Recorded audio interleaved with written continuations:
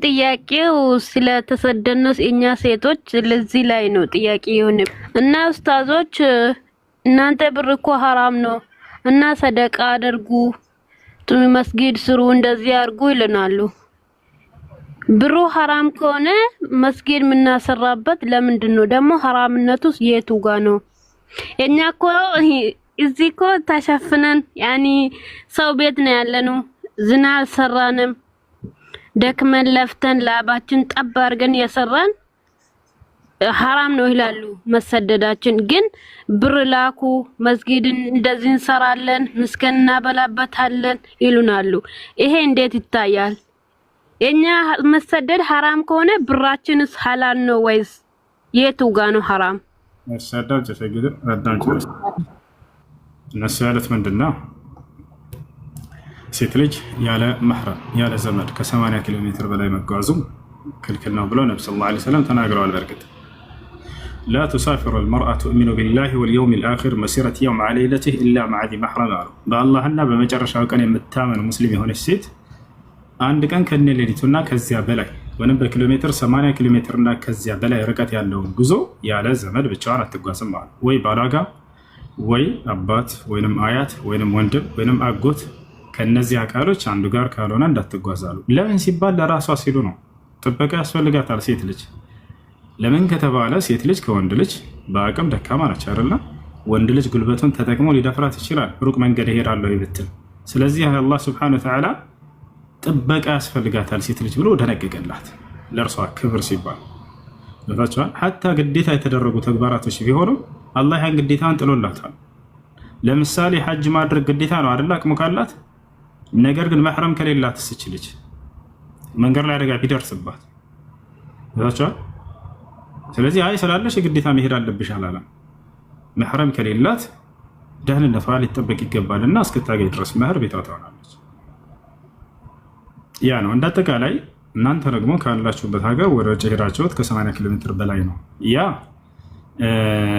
ከነብዩ ሰለላሁ ዐለይሂ ወሰለም ሐዲስ ጋር ይጋጫል። እሱ አንደኛ እሱ ነው።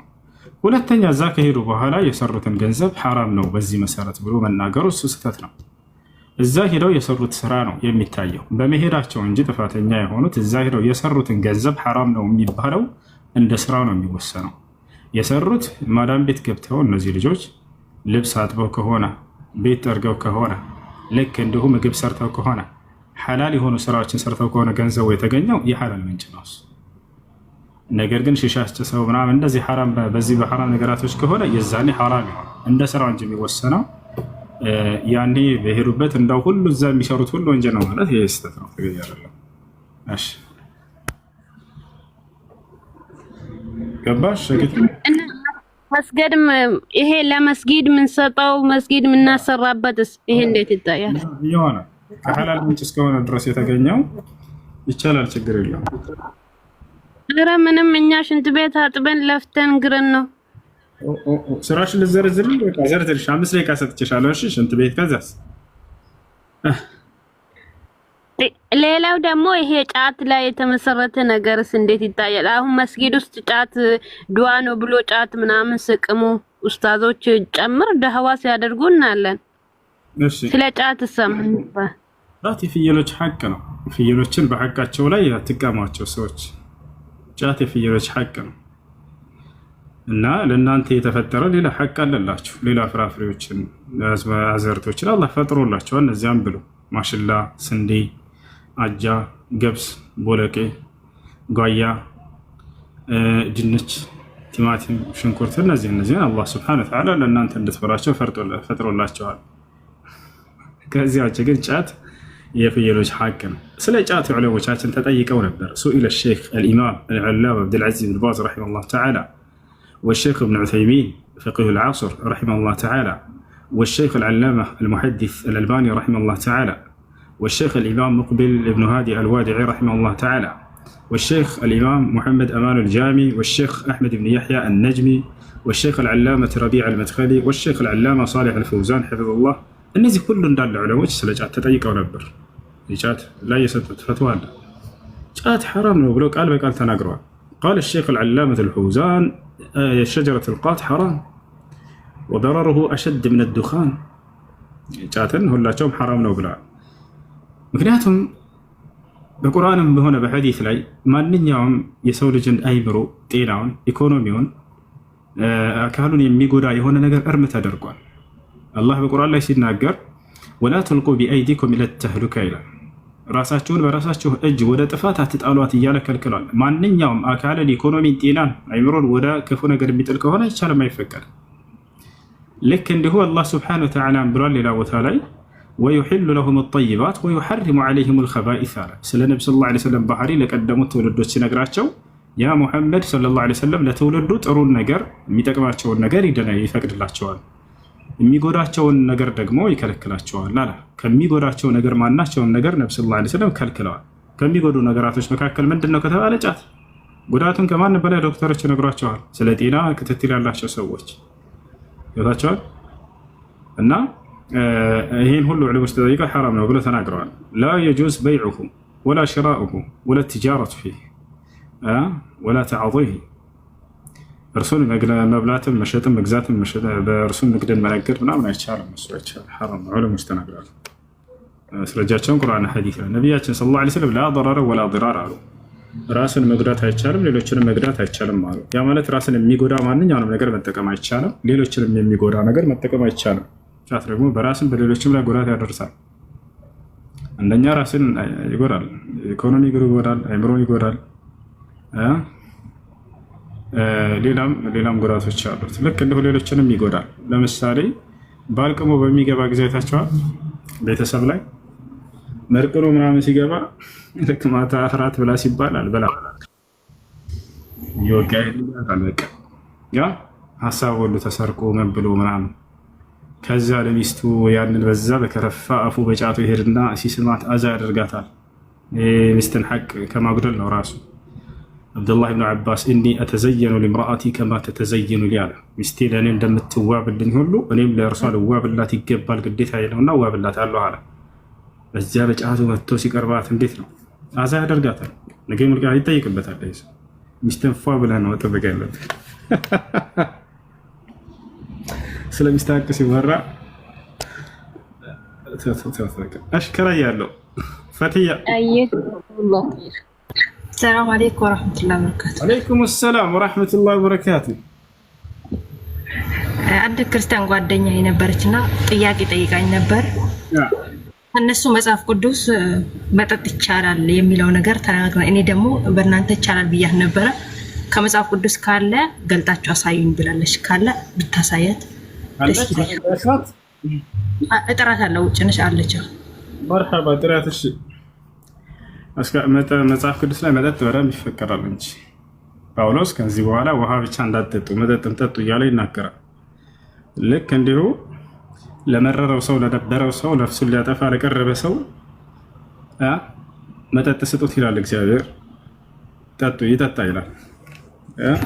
መጽሐፍ ቅዱስን ማየት ፈልጋለሁ። መጣለች። አሳያት። ችግር የለም፣ ችግር የለም።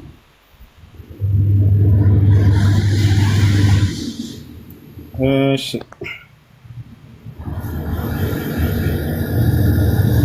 ያው እዚህ ጋር ምን ይላል? እግዚአብሔር ምን አለ? ለጥፋት ለቀረበ ሰው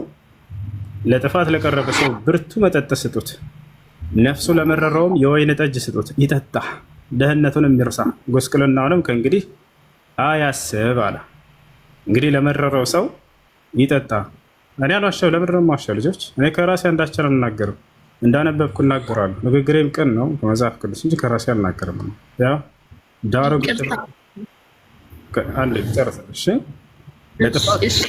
ለጥፋት ለቀረበ ሰው ብርቱ መጠጥ ስጡት፣ ነፍሱን ለመረረው የወይን ጠጅ ስጡት አለ። እንግዲህ ዛሬ ሰው ሲመረው ሄዶ መጠጥ ሲጠጣ እኔ ከየት ነው ይሄን ያገኙትን ነበር። ያው እነዚህ ጋር አለ። ከመረረው ይጠጣ ይላል መጽሐፍ ቅዱስ። ይጠጣ፣ ድህነቱንም ይርሳ ይላል፣ ጉስቁልናውንም ከእንግዲህ ወዲህ አያስብ ይላል። አንደኛ ይሄ ነው። ሁለተኛ ጳውሎስ ቃል በቃል ውሃ ብቻ ተጠጡ፣ ከዚህ በኋላ መጠጥም ጠጡ እያለ ይናገራል። ማለት የወይን ጠጅ የሚያሰክር መጠጥ ነው። የወይን ጠጅ በደንብ ያሰክራል። ላሳየሽ፣ እንደሚያሰክር ማስረጃ ላሳየሽ።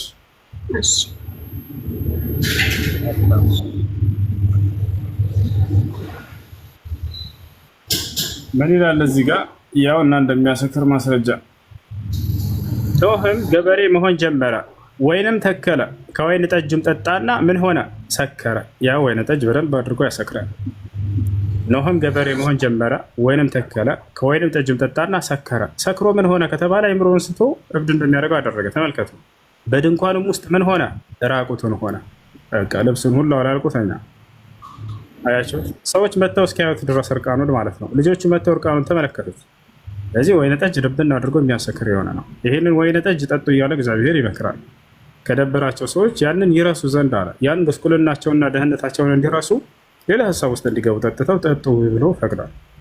ጳውሎስም እንዲሁ ቃል በቃል ጠጡ መጠጥ እያለ ይናገራል። ይሄ ነው ገብቶሻል አይደል? በጣም የሚያሳዝነው ደግሞ ማለት ነው። በጣም የሚያሳዝናችሁ ምንድን ነው?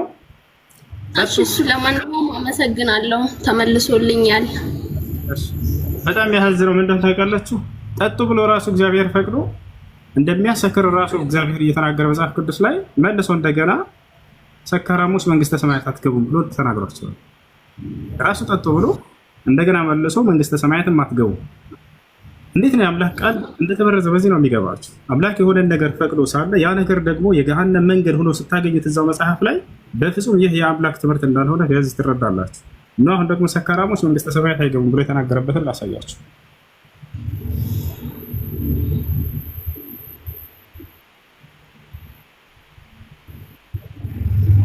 ያውና ምን ይላል እዚህ ጋር? ወይንም ሌቦች ወይንም ገንዘብ የሚመኙ ወይንም ሰካሮች ወይንም ተሳዳቢዎች ወይንም ነጣቂዎች የእግዚአብሔርን መንግስት አይወርሱም ማለት። ሰካሮች የእግዚአብሔርን መንግስት አይወርሱም። ራሱ ደግሞ ጠጡ ብሏቸዋል። የሚገርምሽ ኢየሱስ ክርስቶስን የመጀመሪያው ተአምር የሰራው ምን እንደሆነ ታውቂያለሽ? አለሽ ይዳል ኢየሱስ ክርስቶስ ለመጀመሪያ ጊዜ የሰራው ተአምር እንደ እስልምና ምንድን ነው ከተባለ በህፃንነቱ ማንም ሊናገር በማይችልበት እድሜ እንዲናገር ተደርጎ ከእናቱ ክብር መከላከል ነው። ተመልከቱት። እንደ ክርስትና ኢየሱስ ክርስቶስ የመጀመሪያው ተአምር ምንድነው ይላል መጽሐፍ ቅዱስ? ለሰዎች አስካሪ መጠጥ መስራት ነው። ለሰዎች አስካሪ መጠጥ መስራት፣ ወይን ጠጅ መስራት። ያም የሰራው ምንድነው? ደብን አድርጎ ሰዎችን የሚያሰክር አጠጣቸው፣ ህዝቡን ሁሉ አሰከራቸው። ተመልከቱ። አላህ ይመስገን። የትኛው የነቢያትን ክብር የጠበቀው የመሲሁን ክብር የጠበቀው የት ነው? እንደት ምን አለ ነቢያት? ይሄን አስካሪ መጠጥ በፍጹም አይሰሩም። አስካሪ መጠጥ እንዳውም የሚያወግዙ ናቸው ነቢያቶቻችን። ነገር ግን ኢየሱስ ክርስቶስን ለሚባል መጽሐፍ ቅዱስ ለመጀመሪያ ጊዜ ሰራው ይሄ ወይን ጠጅ ነው። ያን ደግሞ አስካሪ መጠጥ እንደሆነ መምሮች በደንብ አድርገው አንዴ ከራሴ እንዳይሆን ላሳያችሁ። እሺ፣ ኢየሱስ ክርስቶስ የመጀመሪያ ተአምር የሰራው ዮሐንስ ወንጌል ምዕራፍ 2 ከቁጥር 2 ላይ ይገኛል። ኢየሱስ እና ሐዋርያቶች ሰርግ ተጠርተው ነው። ተመልከቱ ምን ይላል?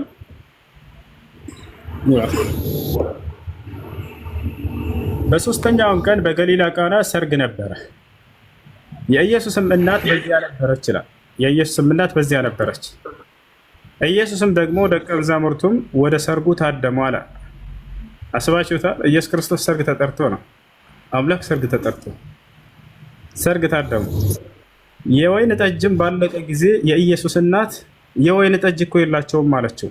ማርያም ለኢየሱስ ለልጇ የወይን ጠጅ የላቸውም እያለች ማርያም ጠጅ እንዲሰራ እንትን እያለች እያመላከተች ጀማ ወላሂ ለአዚም መርየም ዓለይሃ ሰላም ከዚህ የጠራች ነች። በፍጹም የወይን ጠጅ አለቀ ብላ ለመሲሁ አታማክረውም። በጌታዬ ስብላለሁ ጌታ ዋሽቶባት ነው።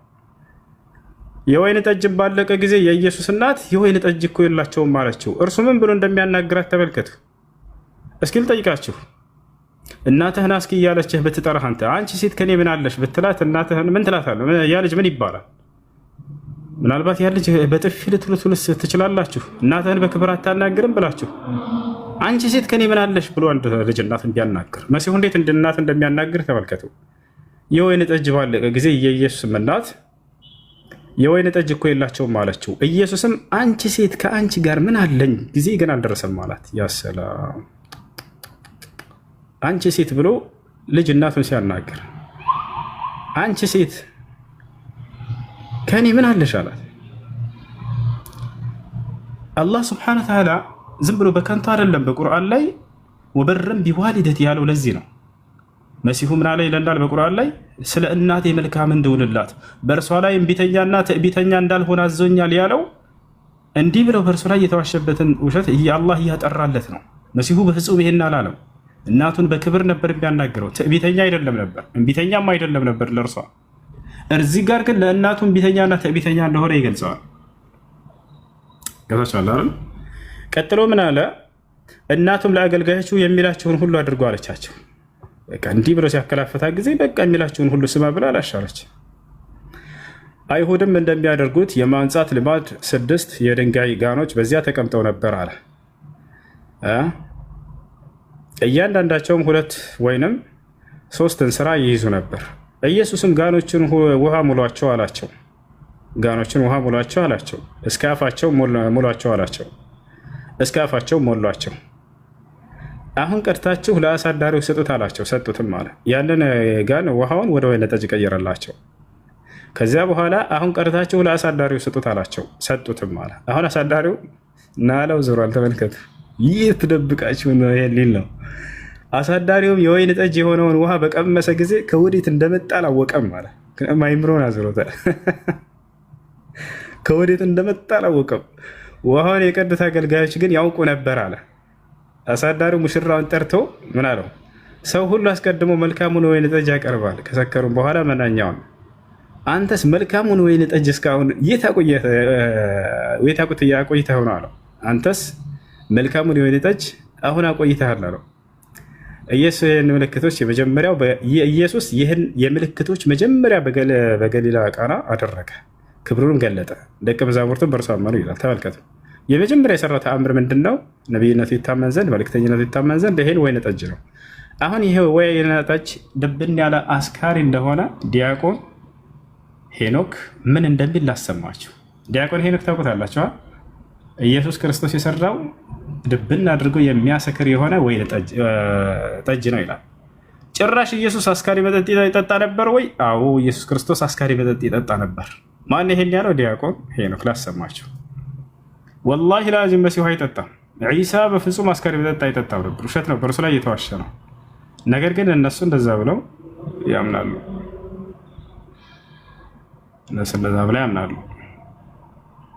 ይህ በፍጹም በእርሱ ላይ የተዋሸ ውሸት እንጂ መሲሁ በፍጹም አስካሪ መጠጥ የሚጠጣ አልነበረም።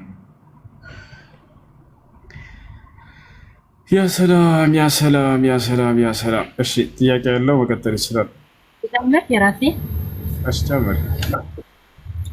መርሐባ። መውሊድ አንድ ጊዜ ከመዳሜ ጋር ልጆች መውሊድ ይቻላል ምናምን ስትላቸው ሰማሁና ኧረ መውሊድ አይቻልም አልኳት። ስላት ጊዜ ኧረ ይቻላል እና የነቢያችን ሰለላሁ ዐለይሂ ወሰለም የጥበናታቸው ታከብርላቸው ነበር ከምታጠባቸው ልጅ ጋር ብላ ተናገረች። አይ እሷ አላቀም፣ ይሄንን አላቀም እኔ ግን ነገር ግን እነሱ ነቢያችንም አያከብሩም ሰሃባዎቹም አላከበሩም እና የቱ ጋር ነው ማስረጃው አለው ስላት የሆነ የቁርአን አንቀጽ ጠቅሳልኛለች ግን ረስቼዋለሁ አለው። ከቁርአን ማስረጃ አለው። ስህተት ነው። ሐዲስ ነው ከቁርአን ውሸት ነው። መርሐባ ባለፈለም ሰሃቦች ሁላቸው መውሊድን አላከበሩ። ይህ መውሊድ አክባሪዎች ራሱ የሚያምኑት ነገር ነበር። አሁን በቅርብ ጊዜ ነው መውሊድ ተከብሯል እያሉ ማለት የጀመሩት እንጂ በፍጹም መውሊድ ቢድዓ እንደሆነ የራሳቸው የአሻዕራ መሻይኾች ይናገራሉ። ኢብኑ ሐጀር ቃል በቃል ተናግሯል። መውሊድ ቢድዓ ነው ብሎ ተናግሯል። መርሐባ። መውሊድ አንድ ጊዜ ከመዳሜ ጋር ልጆች መውሊድ ይቻላል ምናምን ስትላቸው ሰማሁና ኧረ መውሊድ አይቻልም አልኳት። ስላት ጊዜ ኧረ ይቻላል እና የነቢያችን ሰለላሁ ዐለይሂ ወሰለም የጥበናታቸው ታከብርላቸው ነበር ከምታጠባቸው ልጅ ጋር ብላ ተናገረች። አይ እሷ አላቀም፣ ይሄንን አላቀም እኔ ግን ነገር ግን እነሱ ነቢያችንም አያከብሩም ሰሃባዎቹም አላከበሩም እና የቱ ጋር ነው ማስረጃው አለው ስላት የሆነ የቁርአን አንቀጽ ጠቅሳልኛለች ግን ረስቼዋለሁ አለው። ከቁርአን ማስረጃ አለው። ስህተት ነው። ሐዲስ ነው ከቁርአን ውሸት ነው። መርሐባ። ባለፈለም ሰሃቦች ሁላቸው መውሊድን አላከበሩ። ይህ መውሊድ አክባሪዎች ራሱ የሚያምኑት ነገር ነበር። አሁን በቅርብ ጊዜ ነው መውሊድ ተከብሯል እያሉ ማለት የጀመሩት እንጂ በፍጹም መውሊድ ቢድዓ እንደሆነ የራሳቸው የአሻዕራ መሻይኾች ይናገራሉ። ኢብኑ ሐጀር ቃል በቃል ተናግሯል። መውሊድ ቢድዓ ነው ብሎ ተናገሩ የሚል ትምህርት የትኛው ቦታ ላይ የለም። ይወታቸዋል። ስለዚህ አምላክ ተወለደ ብለው ሲያከብሩ ሰዎች ብታዩ ምንድነው የእናንተ ድርሻ ሊሆን የሚገባው? አምላክ አይወልድም አይወለድም ብላችሁ ማስተማር ብቻ ነው። አይ እንኳን አምላክ ተወለደ ተብሎ በፍጹም በስርዓት መስጠት ይሄ እነርሱን መሸወድ ነው ራሱ። ይወታቸዋል። ልክ እንዲሁ አምላክ የሞተበት ቀን ስለ ኃጢአታችን ሞቶልናል ብላ ያስባሉ አይደለ? የዛኔ እንኳን አምላካችሁ ሞተ ሳይሆን የሚባለው አምላክ አይሞትም ብላችሁ ማስተማር ነው። ከመጽሐፋቸው ያነሳችሁ አምላክ በፍጹም እንደማይሞት ይናገራል መጽሐፍ ቅዱስ። ክርስቲያኖች ግን አይ ስለኛ ኃጢአት ሞቷል ብላ ያምናሉ። ከመጽሐፉ ተቃራኒ ማለት ነው። አንደኛ ጢሞቴዎስ ምዕራፍ 6 ቁጥር 16 ላይ ምን ይላል? የማይሞተውም እርሱ ብቻ ነው ይላል። አንድም ሰው እንኳን አላየውም ሊያየውም አይቻለውም፣ ማንም ሊቀርበው በማይችል ብርሃን ውስጥ ይኖራል፣ ክብር ለእርሱ እስከ ዘላለም ይሁን አሜን ይላል የጌታ ሰው። እና ስለዚህ አምላክ ሞቷል ብለው ሲያከብሩ እንኳን አምላካችሁ ሞተ ብሎ ማብሰር ስህተት ነው እና አምላክ አይሞትም። ሌላዎችም ሁላቸውንም እንዲሁ እነዚህን እንኳን አደረሳችሁ ማለት ተገቢ አይደለም። እነርሱንም መሸወድ ነው የሚሆን። እነርሱን ካዘናችሁላቸው እነዚያ በዓላቶች ክህደትን የያዙ ናቸውና እያስተማራችኋቸው ወደ ጥቅኑ መንገድ ወደ እስላም እንዲመለሱ ማስተማር ዳዋ ማድረግ ብቻ ነው። እሺ ጀዛከላህ ኸይር ሁሴን። ኦኬ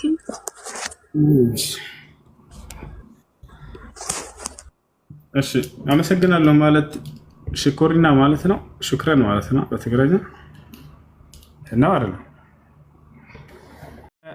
أن يحلق بعض رأس الصبي ويترك بعضه ናፊዕ የተባሉ ታላቅ ሰለፈን ተባሉ። ከዚያ ምንድን ነው ሲባሉ የአንድን ህፃን ልጅ ፀጉር ግማሹን ልጭት አድርጎ ግማሹን መተው።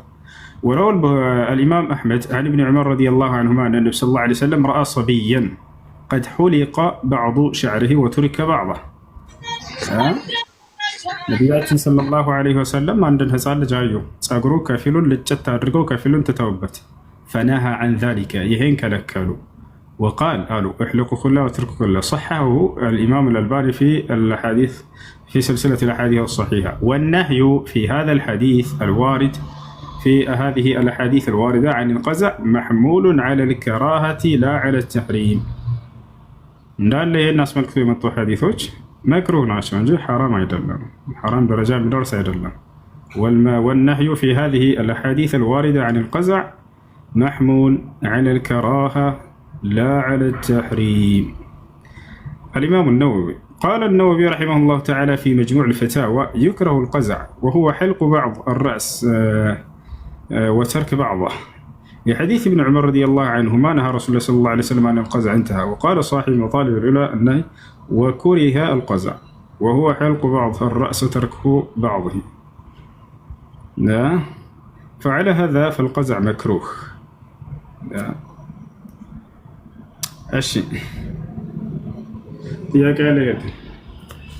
السلام عليكم ورحمة الله. وعليكم السلام ورحمة الله وبركاته. عفوا يا أستاذ نيت إياك يا رمضان قدا سيبزا بليلا من قد ما كفل متيلو من قد عليه በሌላ ጊዜ መጾምህት በሌላ ጊዜ መጾም ነው ያለባችሁ እንጂ መጾም አቅም እስካለሽ ድረስ በሌላ ጊዜ ቀጣ ማውጣት ነው ያለብሽ። አላህ ይናገር ምን ይላል? فمن كان منكم مريضا او على سفر فعدة من ايام اخرى ይላል። ከእናንተ በጾም ቀን የታመመ ሰው ካለ ወይም ጉዞ ላይ የሆነ ሰው ካለ እነዚያን ቀናቶች ቆጥሮ በሌላ ቀን ይጾም ብሏል። እሺ ሰውየው ከታመመስ ያ ህመሙ اذا كان يعني في مرض مزمن ለዘላለም አብሮት ከሰውነቱ ጋር የሚቆይ የሆነ ህመም ካለበት ቢጾም ያ ሰው በሰውነቱ ላይ በጤናው ላይ ችግር የሚፈጥርበት ከሆነ በህመሙ ምክንያት የማይለቀው የሁል ጊዜ በሽታ ያለበት ሰው ማለት ነው። በዚያ በሽታ በህመም ምክንያት ቢጾም የሚጎዳ ከሆነ በዚህ ሰው ላይ ረመዳን በመጣ ቁጥር ከፈራ ማውጣት ብቻ ነው የሚጠበቅበት አቅሙ ካለው። ከሌለውስ እያለ ካልሆነ ከሌለ የለም ብሏል። እያለ ካልሆነ እሺ እሺ ኒቃብ ለሴት ልጅ ግዴታ ነው ወይ ፈርድ ነው? ሱና ነው ወይ ፈርድ ነው? ወንድ ልጅ ደግሞ ለሴት ልጅ በስንት እድሜ በኋላ ነው አጅነቢ የሚሆነው? እሺ ኒቃብን በተመለከተ በዑለሞች መካከል ኺላፍ ቢኖርም ትክክለኛ ሐሳብ ፈርድ ነው የሚለው። ወንድ ልጅ በስንት ዓመቱ ነው ሴት ልጅ ልትሸፈንበት የሚገባው የሚለው ከ10 ዓመቱ በኋላ። ምክንያቱም ጊዜ በኋላ ነቢያችን ሰለላሁ ዐለይሂ ወሰለም የወንድ ልጅ የስሜት የሚነሳበት ጊዜ ከዛ በኋላ እንደሆነ ሐዲስ ላይ አመላክተዋል። حديث لا يبنى النبي صلى الله عليه وسلم مروا أبناءكم بالصلاة ل7 واضربوهم عليها ل10 وفرقوا بينهم في المضاجع. بقوله صلى الله عليه وسلم ففرقوا بينهم في المضاجع በዚህ ንግግራቸው ላይ ወደ ስሜት የሚሄድበት የእድሜ መጀመሪያው ጊዜ ስለሆነ ከዚህ ጊዜ ጀምሮ ከሴትም ከእርሱ ልትሸፈነበት ይገባል። የግዴታ 15 ዓመት እስኪሞላው መጠበቅ አይጠበቅባት። እሺ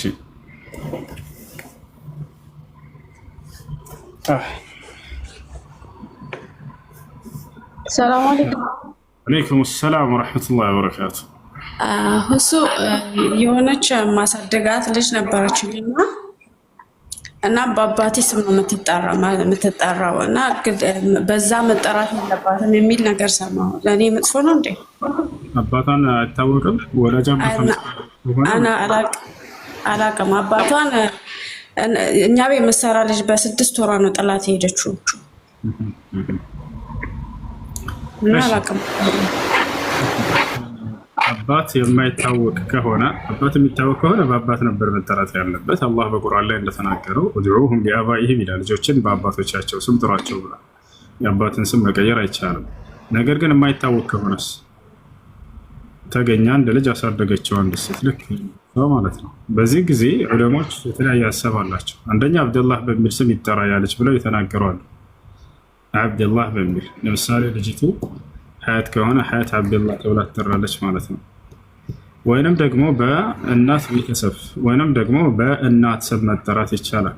እናትየዋ ካለች በእርሷ ስም ይጠራል። ነቢዩላህ ዒሳ ዓለይሂ ሰላም ያለ አባት ነው የተፈጠሩት።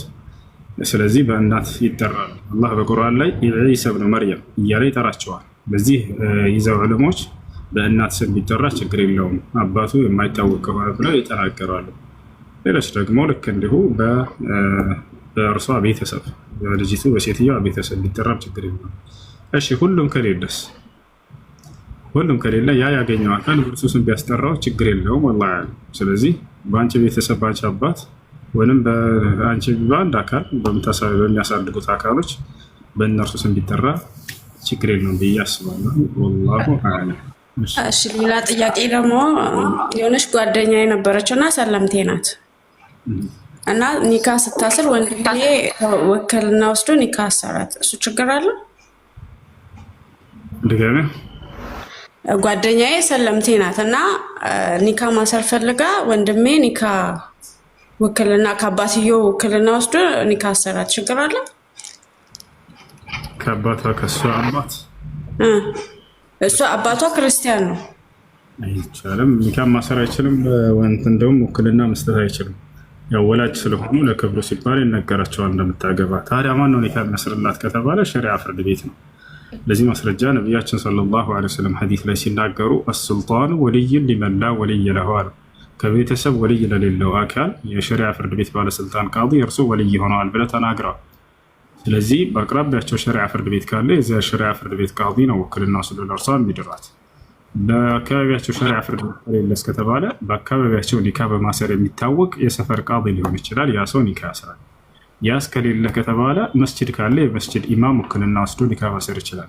ያ እስከሌለ ከተባለ በአካባቢያቸው እስላማዊ ትምህርት ቤት የዛ ሙዲርና ኃላፊ ካለ የዛኔ እሱ ውክልና ወስዶ መዳር ይችላል። የሂፍዝ ማዕከል ሊሆን ይችላል፣ እስላማዊ ዩኒቨርሲቲ፣ እስላማዊ ኮሌጅ፣ የእነዚህ ኃላፊ ካለ ያ ሰው ኒካ ያስራል። ያ ከሌለ እስከተባለ በአካባቢዋ የምታውቀው ሙስሊም ሰው ሶላት የሚሰግድ በአላህ ላይ የማያጋራ ሰው ለዚያ ሰው ውክልና ሰጥታው እንዲዶራት ማድረግ ይቻላል። እነዚህ ናቸው ቅደም ተከተሎች። አመሰግናለሁ። እሱ አላህ ይጠብቀን።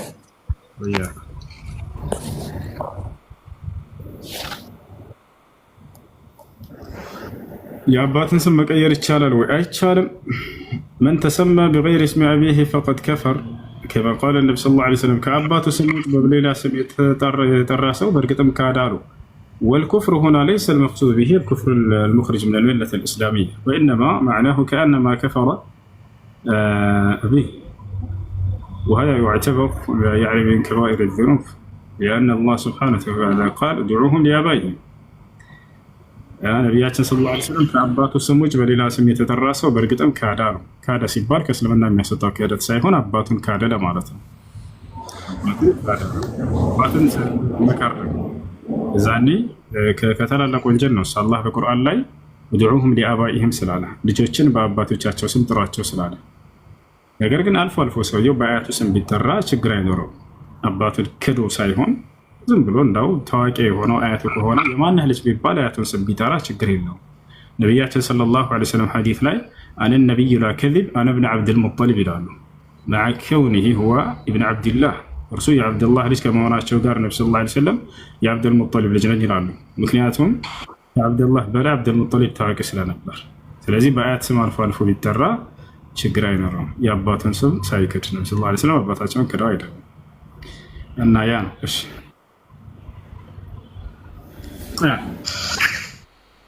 አሰላሙ አለይኩም ወራህመቱላሂ ወበረካቱ። ወአለይኩም ሰላም ወራህመቱላሂ ወበረካቱ። ኡስታዝ እኔ ጥያቄ ጅዋቀን ማለት ገላ ማጠብ ግዴታ ነው ወይስ ሶላት በሚሄድ ወንዶች ላይ በተለይ ወንዶች ላይ ከዛልክ ልክ እንደ ሴቶችም ሊሆኑ ይችላሉ ወደ መስጂድ ሄደው ሶላት الجماعه ለሚሰግድ ሰው ለዚያ ሱና ሙአከድ ነው፣ ጠንካራ የሚባል የሆነ የሱና አይነት ነው። አንዳንድ ዑለሞች ዘንድ ዋጅብ ነው ተብሎ ይታመናል። ነገር ግን ትክክለኛው ሱና የሚለው ነው። ሱና ሙአከድ ነው፣ ጠንካራ ከሚባሉ የሱና አይነቶች ነው። ሱና ብሎ ማለት هو نوع من العبادة الذي يثاب به فاعله ولا يعاقب به تاركه، وأما الواجب هو نوع من العبادة الذي يثاب به فاعله ويعاقب به تاركه። ሱና ብሎ ማለት የአምልኮ አይነት ሲሆን ብትሰሩት የምትመናዱበት ባትሰሩት የማትቀጡበት የአምልኮ ስርዓት። ዋጅብ ብሎ ማለት ደግሞ ብትሰሩት የምትመነዱበት ባትሰሩት ግን የምትቀጡበት የአምልኮ ስርዓት ነው። ለምሳሌ 5 ወቅት ሶላት ብትሰሩ አጅር ታገኛላችሁ፣ ባትሰሩ ትቀጣላችሁ።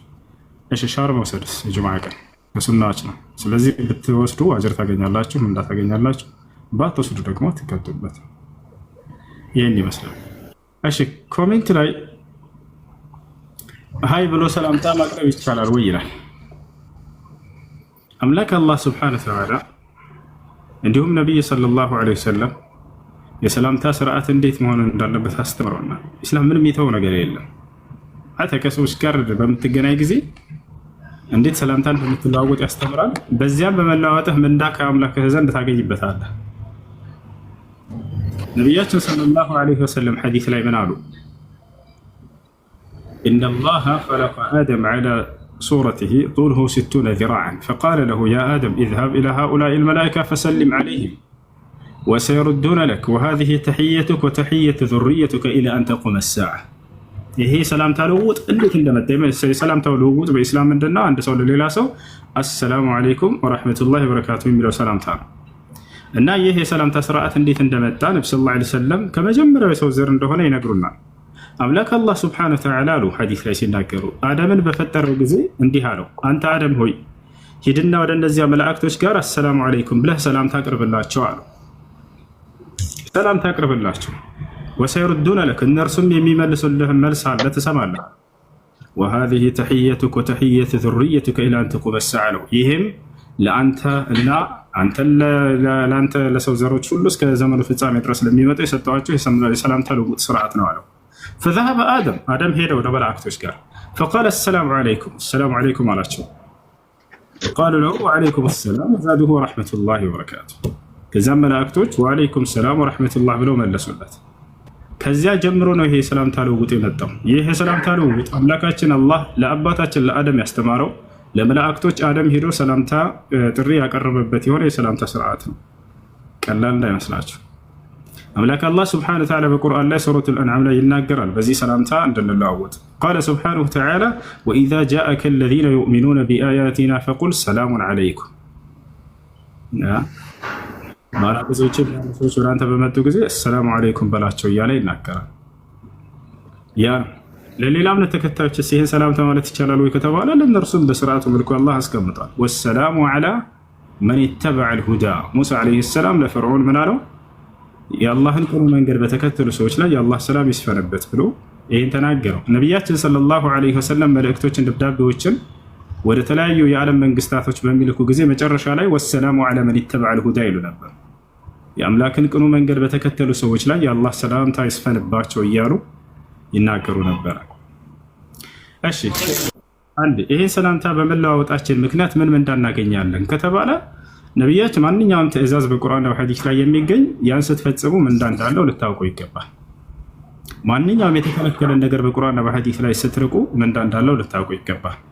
ታዲያ ይሄንን ሰላምታ አቅርቡ ተብሎ ከታዘዝን ምንዳው ምንድነው ከተባለ ነብዩ ሰለላሁ ዐለይሂ ወሰለም ሐዲስ ላይ ተናገሩ። ቃለ ነብዩ ሰለላሁ ዐለይሂ ወሰለም ኢዛ ቃለ አልሙስሊም ሊአኺሂ አሰላሙ ዐለይኩም ኩቲበ ለሁ 10 ሐሰናት ወኢዛ ቃለ አሰላሙ ዐለይኩም ወረሕመቱላህ ኩቲበ ለሁ 20 ሐሰናት ወኢዛ ቃለ አሰላሙ ዐለይኩም ወረሕመቱላህ ወበረካቱሁ ኩቲበ ለሁ 30 ሐሰናት። ነቢያችን ሰለላሁ ዐለይሂ ወሰለም ምን አሉ? አንድ ሰው ለሌላ ሰው አሰላሙ ዐለይኩም በሚል ጊዜ 10 ምንዳ ይጻፍለታል አሉ። አሰላሙ ዐለይኩም ወረሕመቱላህ ካለ ደግሞ 20 ምንዳ ይጻፍለታል። አሰላሙ ዐለይኩም ወረሕመቱላህ ወበረካቱ ካለ ደግሞ 30 ምንዳ ይጻፍለታል አሉ። ያኛም የሚመልሰው በዚሁ አንጻር ወዐለይኩም ሰላም ካለ 10 ምንዳ አለው፣ ወዐለይኩም ሰላም ወረሕመቱላህ ካለ 20 ምንዳ አለው፣ ወዐለይኩም ሰላም ወረሕመቱላህ ወበረካቱ ካለ 30 ምንዳ አለው ማለት ነው። እሺ ይህ በሰላምታ እንዲህ ከተለዋወጣችሁ ነው በአንደበታችሁ። ሄዳችሁ በእጅ ደግሞ ሰላምታን ብትለዋወጡስ? የዛኔ ደግሞ የሰራችሁት ወንጀል ሁሉ አላህ ሱብሓነሁ ወተዓላ ይምርላችኋል። አላህ ሰላምን የሚወድ አምላክ ነው። በመካከላችሁ መዋደድን ይወዳል።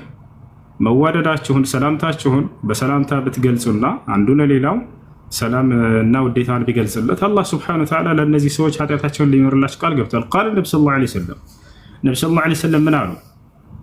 ሐዲስ ላይ ሲናገሩ ኢዘ ልተቀ ልሙስሊማን فتصافح فإن الله يغفر لهما قبل أن يفترقا أو قال النبي صلى الله عليه وسلم ሁለት ሙስሊሞች ተገናኝተው ሰላምታን አይለዋወጡም ከመለያየታቸው በፊት አላህ ኃጢአታቸውን የማረላቸው ቢሆን እንጂ አሉ። ያሰላም በመካከላቸው መዋደድ በሰዎች መካከል እንዲኖር አላህ ይፈልጋል። አላህ መዋደድን ይወዳል፣ መፋቀርን ይወዳል፣ አንዱ ለሌላው ቦታ መስጠትን ክብር መስጠትን ይወዳል። በዚህ ምክንያትም አላህ በእነዚህ ሰዎች በመዋደዳቸው ወደታቸውንም በሰላምታ መግለጻቸው አላህ ሱብሓነሁ ወተዓላ ኃጢአታቸውን ሊምርላቸው ቃል ገብቷል። መጣላትን ይጠላል አላህ ሱብሓነሁ ወተዓላ። ሐዲስ ላይ ነቢያችን ሰለላሁ ዐለይሂ ወሰለም ሲናገሩ ምን አሉ? ላ ተባገዱ አሉ፣ አትጠላሉ አሉ። ወላ ተሐሰዱ፣ አትመቀኛኙ አሉ። ወላ ተቃጠዑ፣ አትቆራረጡ አሉ። ወላ ተዳበሩ፣ ጀርባ አትሰጣጡ። ወኩኑ ዒባደላሂ ኢኽዋነን ከማ አመረኩም ላህ አሉ። የምትዋደዱ አላህ ባሪያዎች ወንድማማቾች ሁኑ ልክ አላህ እንዳዘዛችሁ ብሎ ተናገሩ። እና ይህ ነው እና ይህ ሰላምታ በጓደኞቻቸው መካከል ስትገናኙ አትርሱት። ይሄን ሁሉም እንዳለው አስቡና ከአላህ ዘንድ እናንተ ይህን ሰላምታ አብዙ። ካላበዛችሁ ሰላም አለይኩም ወራህመቱላሂ ወዐለይኩም ሰላም ወራህመቱላሂ ወበረካቱ። እኔ ጥያቄ ምን መሰለህ፣ ሁለቱን ነው መዳም ቤት የሚሰራውና ማለት ነው። እና መዳማችን ተሳፍራ ማለት ነው። ከዛ ያኔ የተሳፈረችው ለ10 ቀን ነበርና ሳናስበው በ3 ቀን ውስጥ መጣችና ከዛ ቀዷ ነበረባት ጓደኛዬ የጾም ማለት ነው። እና ያንን ኮሜንት ላይ እቺ ልጅ ደጋግማ እየጻፈች ነው። ባልና ሚስት መላፋት ይቻላል ወይ? ቀላል ይቻላል። ባልና ሚስት መጫወታቸው በጣም በመካከላቸው ውዴታንና ፍቅርን የሚጨምርላቸው ከሆነ ትችላላችሁ። ወደ ጸብ እንዳይቀየር ነገር ነቢያችን ሰለላሁ ዐለይሂ ወሰለም ከሚስቶቻቸው ጋር በጣም ይጫወቱ ነበር። ታውቃላችሁ። የነቢያችን ሰለላሁ ዐለይሂ ወሰለም ባህሪ ውጭ ላይ ከሰዎች ጋር ሲገናኙ አንበሳ ናቸው። ትውልድን መሪ ናቸው። ትውልድን የሚያንጹ ናቸው። ወንዳ ወንድ ናቸው። ጀግና ናቸው። ቤት ሲሆኑ ደግሞ እንደ ህፃን ልጅ ነው የሚሆኑት ለሚስቶቻቸው። ልክ እንደ ንጉስ መጥተው ቤት ተቀምጠው አንቺ እንደዚህ አድርጊ ምናምን አይሉ። ወረድ ብለው ስራ ይሰሩ ነበር ቤት ውስጥ። እናታችን አይሻ ተጠየቀች፣ ቤት ውስጥ ምን ያደርጉ ነበር ነብዩ ሰለላሁ ዐለይሂ ወሰለም እስኪ ንገሪኝ፣ እኛ የውጭ ነው የምናውቀው አሏት። ካነ ፊ ኺድመቲ አህሊ በይቲሂ ብላ ነው የመለሰችው። ገና እንደገባ ቤተሰቡን ማገልገል ነበር እኮ ስራው የአላህ መልክተኛ አለች። ይሄ ሴት ስራ ነው አንቺ ለምን ይሄን ሳሰሪ ምን አይሉ ነበር ያ ጀማዓ። ካነ የሕሊብ ሻት አለች። ወተት መታለብ ካለበት ፍየል ወይንም እንደዚህ ምናምን ወጥተው ራሳቸው ያልቡ ነበረ። አንቺ ሳትጠብቂ ለምን ምን ትሰሪያለሽ እዚህ ምናምን አይሉም። እንደኛ ወንድ ሀገራችን ወንድ ልክ ጠዋት ሲወጣ ምናምን ይህንን ሳትሰሪ እንዳያገኝሽ አንቺ ምናምን ብሏት ይወጣል፣ አብዟት ይወጣል። ልክ ማታ ሲመጣ ያ ስራ ካልተሰራ ድርግም ያደርጋታል። እንደዚህ አልነበሩም ነብዩ ሰለላሁ ዐለይሂ ወሰለም። ነብያችን ሰለላሁ ዐለይሂ ወሰለም አዛዥ አልነበሩም፣ ቤት ውስጥ ታዛዥ ሁላ ነበሩ። ዝቅ ብለው ይሰሩላቸው ነበር ለሚስቶቻቸው መሰራት ያለበት። ይታቸዋል። ነብያችን ሰለላሁ ዐለይሂ ወሰለም ቤት ውስጥ ተጫዋች ነበሩ ከሚስቶቻቸው ጋር። ከዕለታት አንድ ቀን ከእናታችን አይሻ ጋር ሩጫ እስከመወዳደር ሁሉ ደርሰዋል። የሚገርም አን يحلق بعض رأس الصبي ويترك بعضه ናፊዕ የተባሉ ታላቅ ሰለፈን ተባሉ። ከዛ ምንድነው ሲባሉ የአንድን ህፃን ልጅ ፀጉር ግማሹን ልጭት አድርጎ ግማሹን መተው። وروى الإمام أحمد عن ابن عمر رضي الله عنهما أن النبي صلى الله عليه وسلم رأى صبيا قد حلق بعض شعره وترك بعضه. ነቢያችን ሰለላሁ ዐለይሂ ወሰለም አንድን ህፃን ልጅ አዩ፣ ፀጉሩ ከፊሉን ልጭት አድርገው ከፊሉን ትተውበት። فنهى عن ذلك يهين كلكلوا وقال قالوا احلقوا كله واتركوا كله. صححه الإمام الألباني في الحديث في سلسلة الأحاديث الصحيحة. والنهي في هذا الحديث الوارد في هذه الأحاديث الواردة عن القزع محمول على الكراهة لا على التحريم. እንዳለ ይሄን አስመልክቶ የመጡ ሐዲሶች መክሩህ ናቸው እንጂ ሐራም አይደለም። ሐራም ደረጃ የሚደርስ አይደለም። والنهي في هذه الأحاديث الواردة عن القزع محمول على الكراهة لا على التحريم. الإمام النووي قال النووي رحمه الله تعالى في مجموع الفتاوى يكره القزع وهو حلق بعض الرأس وترك بعضه. لحديث ابن عمر رضي الله عنهما نهى رسول الله صلى الله عليه وسلم عن القزع انتهى. وقال صاحب مطالب العلا النهي وكره القزع وهو حلق بعض الرأس وترك بعضه. فعلى هذا فالقزع مكروه. الشيء يا قال السلام عليكم ورحمة الله. وعليكم السلام ورحمة الله وبركاته. عفوا يا أستاذ نيت إياك يا رمضان كذا سبزا بليلا من قد ما كفل متشيلو من قد عليه በሌላ ጊዜ መጾምህት በሌላ ጊዜ መጾም ነው ያለባችሁ እንጂ መጾም አቅም እስካለሽ ድረስ በሌላ ጊዜ ቀጣ ማውጣት ነው ያለብሽ። አላህ ሲናገር ምን ይላል? فمن كان منكم مريضا او على سفر فعدة من ايام اخرى ይላል። ከእናንተ በጾም ቀን የታመመ ሰው ካለ ወይም ጉዞ ላይ የሆነ ሰው ካለ እነዚያን ቀናት ቆጥሮ በሌላ ቀን ይጾም ብሏል። እሺ ሰውየው ከታመመስ ያ ህመሙ اذا كان يعني في مرض مزمن ለዘላለም አብሮት ከሰውነቱ ጋር የሚቆይ የሆነ ህመም ካለበት ቢጾም ያ ሰው በሰውነቱ ላይ በጤናው ላይ ችግር የሚፈጥርበት ከሆነ በህመሙ ምክንያት የማይለቀው የሁል ጊዜ በሽታ ያለበት ሰው ማለት ነው። በዚያ በሽታ በህመም ምክንያት ቢጾም የሚጎዳ ከሆነ በዚህ ሰው ላይ ረመዳን በመጣ ቁጥር ከፈራ ማውጣት ብቻ ነው የሚጠበቅበት አቅሙ ካለው። ከሌለውስ እያለ ካልሆነ ከሌለ የለም ብሏል። እያለ ካልሆነ እሺ እሺ ኒቃብ ለሴት ልጅ ግዴታ ነው ወይ ፈርድ ነው? ሱና ነው ወይ ፈርድ ነው? ወንድ ልጅ ደግሞ ለሴት ልጅ በስንት እድሜ በኋላ ነው አጅነቢ የሚሆነው? እሺ ኒቃብን በተመለከተ በዑለሞች መካከል ኺላፍ ቢኖረውም ትክክለኛ ሐሳብ ፈርድ ነው የሚለው። ወንድ ልጅ በስንት ዓመቱ ነው ሴት ልጅ ልትሸፈንበት የሚገባው የሚለው ከ10 ዓመቱ በኋላ።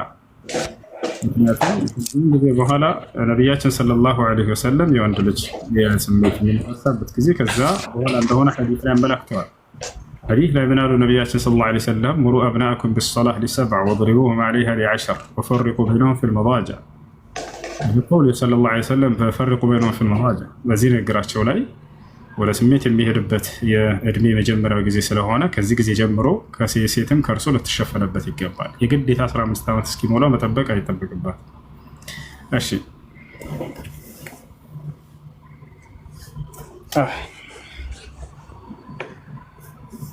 ሰላም አለይኩም። ወአለይኩም ሰላም ወራህመቱላሂ ወበረካቱ። እሱ የሆነች ማሳደጋት ልጅ ነበረችኝና እና በአባቴ ስም ነው የምትጠራው እና በዛ መጠራት የለባትም የሚል ነገር ሰማሁ። ለእኔ መጥፎ ነው እንዴ? አባቷን አይታወቅም? ወላጅ አና አላቅም። አባቷን እኛ ቤት መሰራ ልጅ በ6 ወሯ ነው ጥላት ሄደችው እና አላቅም። አባት የማይታወቅ ከሆነ አባት የሚታወቅ ከሆነ በአባት ነበር መጠራት ያለበት። አላህ በቁርአን ላይ እንደተናገረው ኡድዑሁም ሊአባኢሂም ይላል። ልጆችን በአባቶቻቸው ስም ጥሯቸው ብሏል። የአባትን ስም መቀየር አይቻልም። ነገር ግን የማይታወቅ ከሆነስ ተገኘ አንድ ልጅ አሳደገችው አንድ ሴት ልክ ማለት ነው። በዚህ ጊዜ ዑለሞች የተለያየ ሀሳብ አላቸው። አንደኛ አብደላህ በሚል ስም ይጠራ ያለች ብለው የተናገሩ አሉ።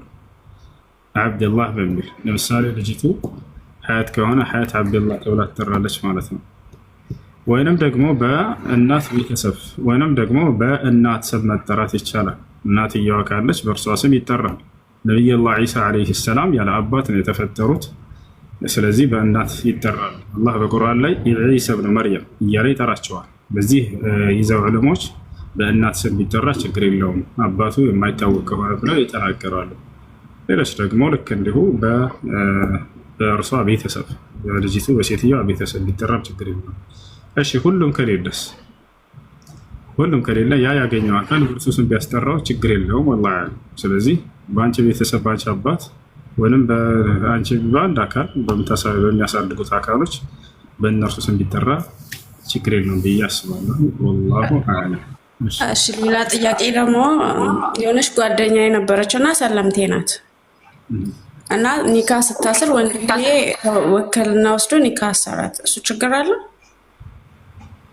እንደገና ጓደኛዬ ሰለምቴ ናት እና ኒካ ማሰር ፈልጋ ወንድሜ ኒካ ወክልና ከአባትየው ውክልና ወስዶ ኒካ አሰራት። ችግር አለ?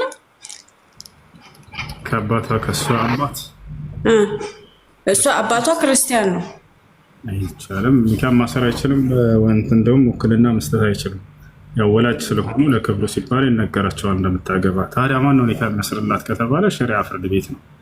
ለዚህ ማስረጃ ነቢያችን ሰለላሁ ዐለይሂ ወሰለም ሐዲስ ላይ ሲናገሩ አስሱልጣኑ ወልዩን ሊመን ላ ወልይ ለሁ አሉ። ከቤተሰብ ወልይ ለሌለው አካል የሸሪዓ ፍርድ ቤት ባለስልጣን ቃዲ እርሱ ወልይ ሆነዋል ብለው ተናግረዋል። ስለዚህ በአቅራቢያቸው ሸሪዓ ፍርድ ቤት ካለ የዚያ ሸሪዓ ፍርድ ቤት ቃዲ ነው ውክልና ወስዶ ለእርሷ የሚድራት።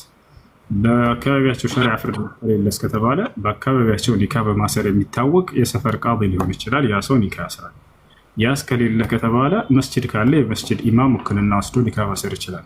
ያ እስከሌለ ከተባለ በአካባቢያቸው እስላማዊ ትምህርት ቤት የዛ ሙዲርና ኃላፊ ካለ የዛኔ እሱ ውክልና ወስዶ መዳር ይችላል። የሂፍዝ ማዕከል ሊሆን ይችላል፣ እስላማዊ ዩኒቨርሲቲ፣ እስላማዊ ኮሌጅ፣ የእነዚህ ኃላፊ ካለ ያ ሰው ኒካ ያስራል።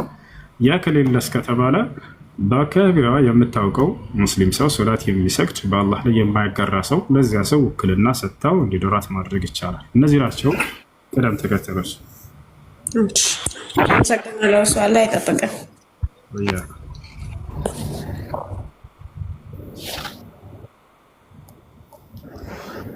የአባትን ስም መቀየር ይቻላል ወይ? አይቻልም። መን ተሰማ ቢገይሪ እስሚ አቢሂ ፈቀድ ከፈር ከማ ቃለ ነቢ ሰለላሁ ዐለይሂ ወሰለም። ከአባቱ ስም ውጭ በሌላ ስም የተጠራ ሰው በእርግጥም ካደ አሉ።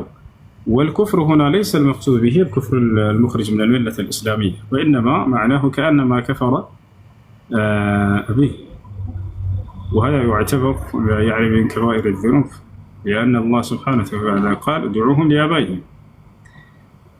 ነቢያችን ሰለላሁ ዐለይሂ ወሰለም ከአባቱ ስም ውጭ በሌላ ስም የተጠራ ሰው በእርግጥም ካደ ነው። ካደ ሲባል ከእስልምና የሚያስወጣው ክህደት ሳይሆን አባቱን ካደ ለማለት ነው። አባቱን መካር እዛኔ ከታላላቅ ወንጀል ነው። አላህ በቁርአን ላይ ኡድዑሁም ሊአባኢሂም ስላለ ልጆችን በአባቶቻቸው ስም ጥሯቸው ስላለ። ነገር ግን አልፎ አልፎ ሰውየው በአያቱ ስም ቢጠራ ችግር አይኖረው። አባቱን ክዶ ሳይሆን ዝም ብሎ እንዳው ታዋቂ የሆነው አያቱ ከሆነ የማንህ ልጅ ቢባል አያቱን ስም ቢጠራ ችግር የለውም።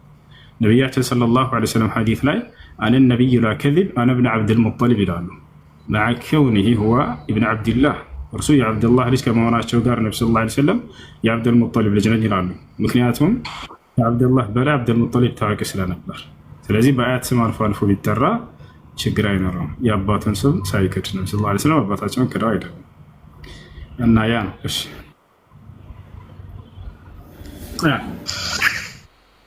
السلام عليكم ورحمة الله وبركاته. وعليكم السلام ورحمة الله وبركاته. ኡስታዝ እኔ ጥያቄ ጅዋቀን ማለት ገላ ማጠብ ግዴታ ነው ወይስ?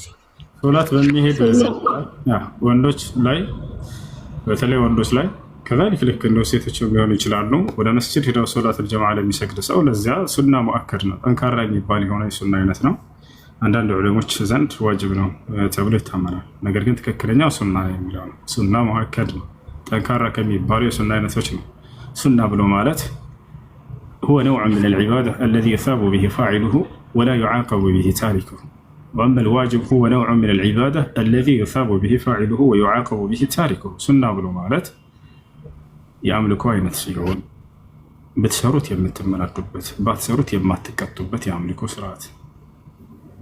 واجب بلو مالت بتسروت يمتمناكبت باتسروت كن يمتكتبت يعملكو سرات. ولما السالة مستوقع الصلاة بتسروا أجر ታገኛላችሁ ባትሰሩ ትቀጣላችሁ።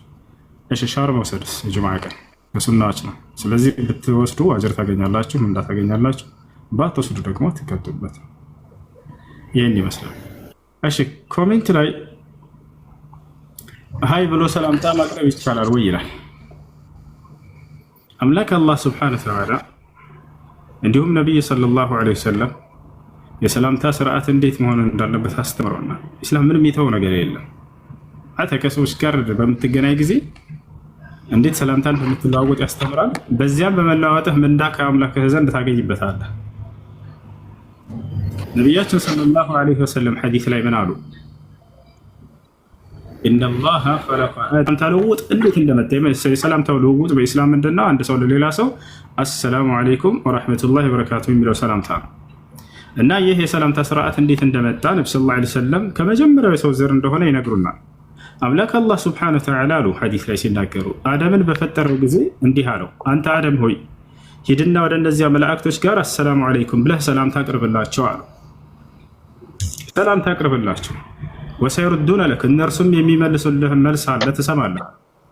ወሃዚሂ ተሕየቱከ ወተሕየቱ ዙርየቱከ ኢላ አን ተቁመ ሰዓ ነው። ይህም ለአንተ እና ለአንተ ለሰው ዘሮች ሁሉ እስከ ዘመኑ ፍጻሜ ድረስ ለሚመጡ የሰጠኋቸው የሰላምታ ልውውጥ ስርዓት ነው አለው። فذهب آدم ሄደ ወደ መላእክቶች ጋር فقال السلام عليكم አላቸው። قالوا له وعليكم السلام وزادوه ورحمة الله وبركاته። ከዚያም መላእክቶች ወአለይኩም ሰላም ወረሕመቱላህ ብለው መለሱለት።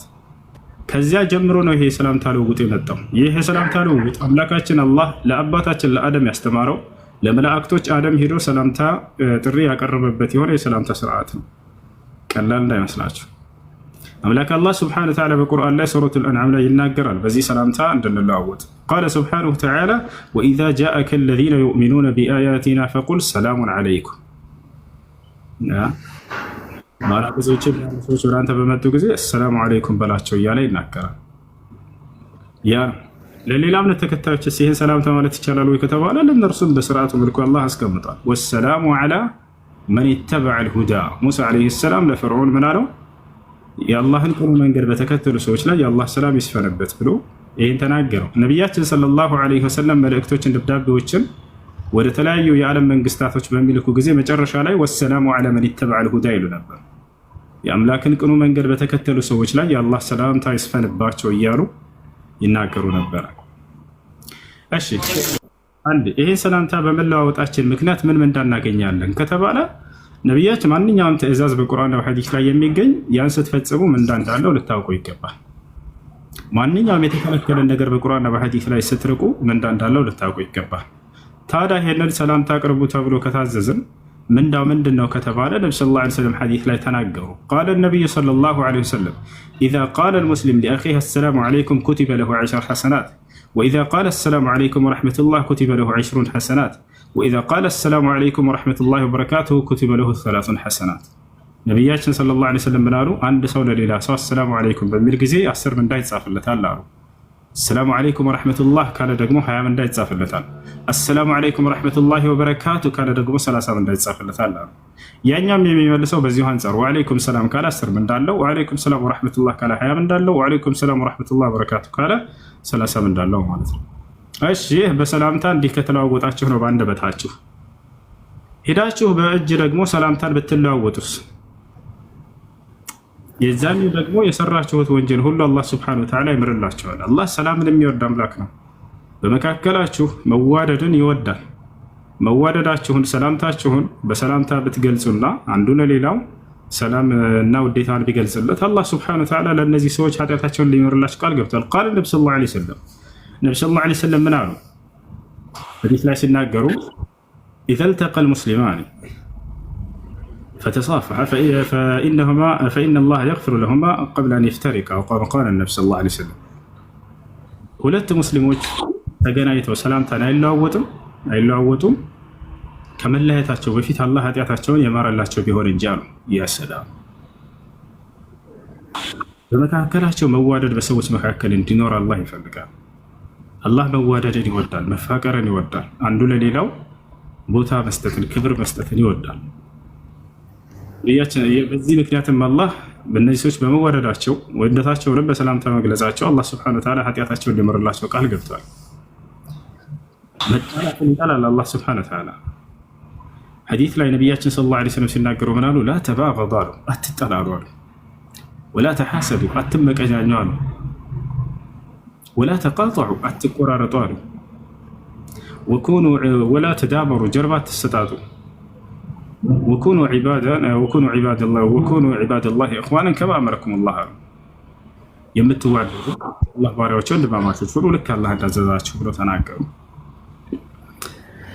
እና ይህ ነው እና ይህ ሰላምታ በጓደኞቻቸው መካከል ስትገናኙ አትርሱት። ይሄን ሁሉም እንዳለው አስቡና ከአላህ ዘንድ እናንተ ይህን ሰላምታ አብዙ።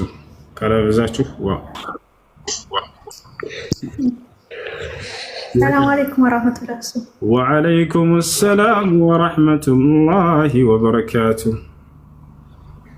እኔ ጥያቄ ምን መሰለህ፣ ሁለቱን ነው መዳም ቤት የሚሰራውና ማለት ነው። እና መዳማችን ተሳፍራ ማለት ነው። ከዛ ያኔ የተሳፈረችው ለ10 ቀን ነበርና ሳናስበው በ3 ቀን ውስጥ መጣችና ከዛ ቀዷ ነበረባት ጓደኛዬ የጾም ማለት ነው። እና ያንን ኮሜንት ላይ እቺ ልጅ ደጋግማ የጻፈች ነው። ባልና ሚስት መላፋት ይቻላል ወይ? ቀላል ይቻላል። ባልና ሚስት መጫወታቸው በጣም በመካከላቸው ውዴታንና ፍቅርን የሚጨምርላቸው ከሆነ ትችላላችሁ። ወደ ጸብ እንዳይቀየር ነገር ነቢያችን ሰለላሁ ዐለይሂ ወሰለም ከሚስቶቻቸው ጋር በጣም ይጫወቱ ነበር። ታውቃላችሁ። የነቢያችን ሰለላሁ ዐለይሂ ወሰለም ባህሪ ውጭ ላይ ከሰዎች ጋር ሲገናኙ አንበሳ ናቸው። ትውልድን መሪ ናቸው። ትውልድን የሚያንጹ ናቸው። ወንዳ ወንድ ናቸው። ጀግና ናቸው። ቤት ሲሆኑ ደግሞ እንደ ህፃን ልጅ ነው የሚሆኑት ለሚስቶቻቸው። ልክ እንደ ንጉስ መጥተው ቤት ተቀምጠው አንቺ እንደዚህ አድርጊ ምናምን አይሉ። ወረድ ብለው ስራ ይሰሩ ነበር ቤት ውስጥ። እናታችን አይሻ ተጠየቀች፣ ቤት ውስጥ ምን ያደርጉ ነበር ነቢ ሰለላሁ ዐለይሂ ወሰለም? እስኪ ንገሪኝ፣ እኛ የውጭ ነው የምናውቀው አሏት። ካነ ፊ ኽድመቲ አህሊ በይቲህ ብላ ነው የመለሰችው። ገና እንደገባ ቤተሰቡን ማገልገል ነበር እኮ ስራው፣ የአላህ መልክተኛ አለች። ይሄ ሴት ስራ ነው፣ አንቺ ለምን ይሄን ሳሰሪ ምን አይሉ ነበር ያ ጀማዓ። ካነ የሕሊብ ሻት አለች። ወተት መታለብ ካለበት ፍየል ወይንም እንደዚህ ምናምን ወጥተው ራሳቸው ያልቡ ነበረ። አንቺ ሳትጠብቂ ለምን ምን ትሰሪያለሽ እዚህ ምናምን አይሉም። እንደኛ ወንድ የሀገራችን ወንድ ልክ ጠዋት ሲወጣ ምናምን ይህንን ሳትሰሪ እንዳያገኝሽ አንቺ ምናምን ብሏት ይወጣል፣ አብዟት ይወጣል። ልክ ማታ ሲመጣ ያ ስራ ካልተሰራ ድርግም ያደርጋታል። እንደዚህ አልነበሩም ነቢ ሰለላሁ ዐለይሂ ወሰለም። ነቢያችን ሰለላሁ ዐለይሂ ወሰለም አዛዥ አልነበሩም፣ ቤት ውስጥ ታዛዥ ሁላ ነበሩ። ዝቅ ብለው ይሰሩላቸው ነበር ለሚስቶቻቸው መሰራት ያለበት። ይታቸዋል። ነቢያችን ሰለላሁ ዐለይሂ ወሰለም ቤት ውስጥ ተጫዋች ነበሩ ከሚስቶቻቸው ጋር። ከዕለታት አንድ ቀን ከእናታችን አይሻ ጋር ሩጫ እስከመወዳደር ሁሉ ደርሰዋል። የሚገርም